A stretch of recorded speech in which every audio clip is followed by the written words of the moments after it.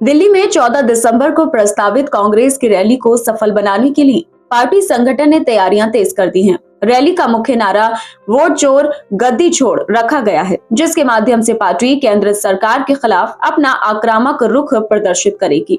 Rally में अधिक से अधिक भीड़ जुटाने को लेकर कांग्रेस के राष्ट्रीय सचिव तथा उत्तर प्रदेश के सह प्रभारी प्रदीप नरवाल ने शनिवार दोपहर मुरादाबाद पहुंचकर जिला और महानगर इकाई के पदाधिकारियों के साथ विस्तृत रणनीति तैयार की।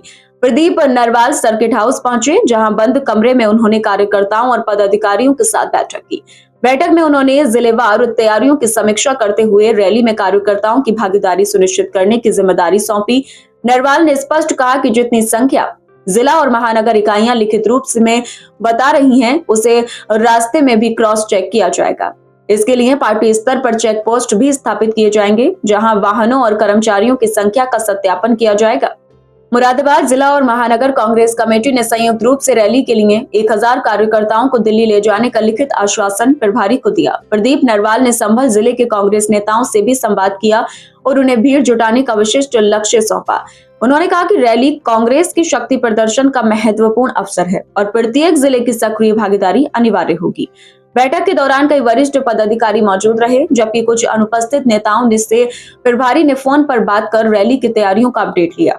उनसे भी सक्रिय भूमिका निभाने का आग्रह किया। बैठक में रैली के लिए वाहनों की संख्या, परिवहन प्रबंधन, संपर्क अभियान तथा सोशल मीडिया प्रचार जैसे बिंदुओं पर भी चर्चा हुई।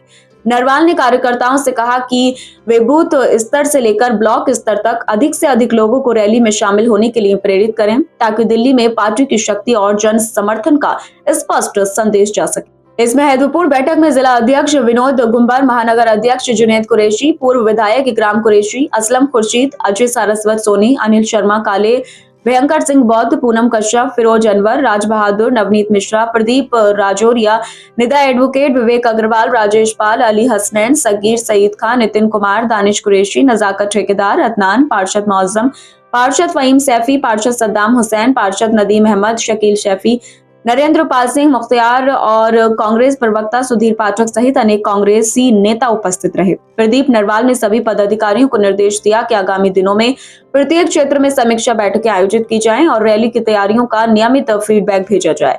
उन्होंने विश्वास व्यक्त किया कि मुरादाबाद और संभल की इकाइयां अपनी भूमिका जिम्मेदारी से निभाकर 14 दिसंबर की रैली को ऐतिहासिक बनाएंगी।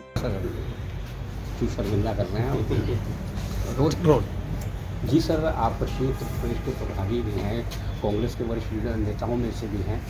आज की मीटिंग किस उद्देश्य को लेकर? आने वाली 14 तारीख को दिल्ली रामलीला मैदान में एक बहुत बड़ी रैली होने जा रही है, वोट चोर गद्दी छोड़ नाम से। आप देख रहे हैं देश में क्या सियासी माहौल बना हुआ है, किस तरह से पूरे देश में लोकतंत्र में लूट मची हुई है। उसके खिलाफ पूरे देश की कांग्रेस एकजुट होकर रामलीला मैदान में यलगार करेगी और चेतावनी देगी इस देश में भाजपा और इलेक्शन कमीशन के गठजोड़। बिहार में देखा किस तरह 65 लाख वोट काटे गए। माननीय सर्वोच्च न्यायालय के इंटरवेंशन के बाद, दखल के बाद 25 लाख वोटों को फिर मान्य किया गया। तो कहीं ना कहीं भाजपा ने मजाक बना दिया लोकतंत्र को। पूरी चुनावी प्रक्रिया शंका के घेरे। डिटेंशन सेंटर की भी बात चल रही है, सरकार ये फूट रही है, इस पर क्या कराया जाए? एक समाज के प्रति, समाज के तौर पे भी बड़ा फेलियर हो चुका है कि भाजपा ने समाज को कहाँ तक गिरा दिया है। और जिसको SIR कहते हैं, स्पेशल इंटेंसिव रिवीजन कह रहे हैं, स्पेशल इंटेंडेंट रिवीजन। किस तरह BLO खुद की आत्महत्या कर रहे हैं, कैसे जबरदस्ती में टारगेट्स दिए जा रहे हैं, अनरियलिस्टिक टारगेट्स दिए जा रहे हैं जो पूर्ण नहीं हो सकते। और ये दुर्भाग्य की बात है और मैं मानता हूँ सरकार को समय रहते संजीदा हो जाना चाहिए। उत्तर प्रदेश में आपने देखा था लोकसभा में 43 सीटें हम जीते थे इंडिया गठबंधन, लगभग 250 असेंबली सेगमेंट्स में हम आगे थे। उसी तरह मेरा मानना है ये शुरुआत 1 साल बाद की जंग की, और 2027 जनवरी में आप देखेंगे, जब मार्च में रिजल्ट आएगा, आप देखेंगे 27 में कि इंडिया गठबंधन 250 सीटों पर जीत के आएगा। आप भी छात्र राजनीति से उठ के आए हैं। इलाहाबाद में छात्र संघ की मांग एक बार जोरों पर है, छात्र सड़कों पर हैं, आपकी तरफ से क्या मांग है? बिल्कुल, हम तो खुद छात्र राजनीति से आए हैं और मैं मानता हूँ छात्र राजनीति बहुत ज़रूरी है। इस मायने से भी ज़रूरी है कि उससे नए परिवार के आम घरों के बेटा बेटी को मौका मिलता है सियासत में आने, और साथ ही साथ जब राज सत्ता अंधी हो जाती है तो कोई समाज को बदलने चलता है तो छात्र चलता है।